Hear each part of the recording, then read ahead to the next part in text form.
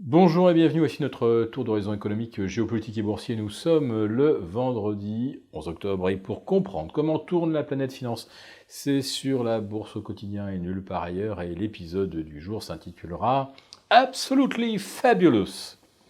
Or, peut-être que certains d'entre vous se souviennent de cette série complètement délirante et so British, l'histoire d'une quinca sur le retour qui tente de rester éternellement jeune et qui s'enthousiasme parfois pour des causes qui échappent à la raison.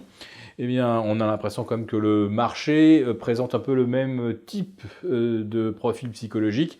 Le voici qui semble s'enflammer pour un accord sino-américain dont personne ne sait rien au moment où j'enregistre. Il fait encore nuit noire sur Washington, mais déjà, les marchés et le CAC 40 ont repris pratiquement 4% sur leur plancher du début du mois d'octobre.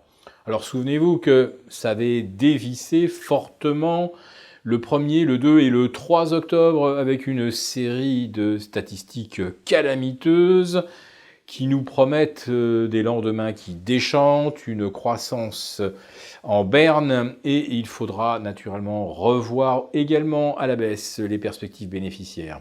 Eh bien, comme si tous ces chiffres n'avaient jamais existé, comme si on ne voyait pas depuis 3 mois une succession de statistiques confirmées que la croissance est sur la pente descendante, eh bien d'un seul coup, il suffit d'évoquer un accord sino-américain dont on ne sait absolument rien pour reprendre tout le terrain perdu sur du vrai concret.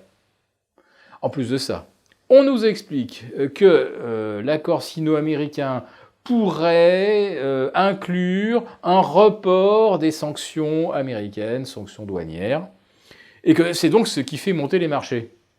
Mais depuis que Donald Trump a annoncé de nouvelles sanctions contre les produits chinois, 250 milliards qui pourraient être taxés jusqu'à 25%, qu'est-ce que les indices américains ont perdu ?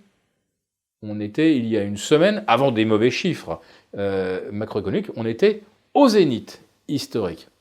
Autrement dit, on est en train de nous expliquer que les marchés vont reprendre le terrain qu'ils n'ont pas perdu avec l'annonce de sanctions américaines.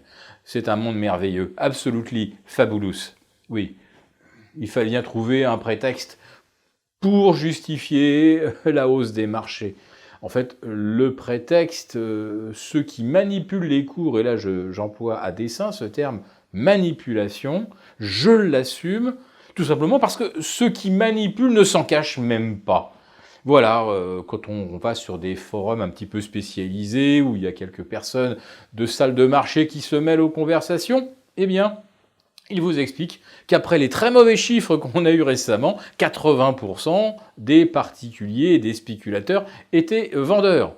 Ils ont tout à fait raison de l'être, d'ailleurs. Si on rajoute l'incertitude sur le Brexit et l'hypothèse que Trump puisse être empêché, voire destitué, et on va dire que ça chauffe quand même pour son matricule, eh bien, il y avait de quoi justifier une baisse assez sensible des marchés. Alors, ce matin, je pourrais même ajouter ce pétrolier iranien qui a explosé. Alors, Téhéran dit qu'il aurait été touché par 2 missiles. Tirés par qui ? On se le demande. Enfin, ça fait quand même un grand panache de fumée noire en plein milieu du Golfe. Et ça, c'est fantastique, mais personne ne s'en préoccupe. Ce matin, on a même vu le CAC 40 faire une ascension funiculaire de plus 60 points entre 9h45 et 11h. Un magnifique algorithme tueur a été déclenché et l'annonce du pétrolier iranien touché n'a même pas fait frémir la courbe. Il n'y a même pas eu une consolidation de 0,1% sur cette nouvelle qui en plus de l'offensive turque sur le nord de la Syrie, prouve que c'est quand même pas le calme plat sur le front géopolitique. Mais non, tout est programmé, et en l'occurrence, il s'agissait donc de détruire les stocks, de détruire les vendeurs, puisqu'il y avait 80% de vendeurs, eh bien il n'y avait qu'à les ratatiner. Même si toutes les raisons plaident pour avoir une position pour le moins prudente, voire peut-être même short, eh bien ce marché est devenu une véritable salle de poker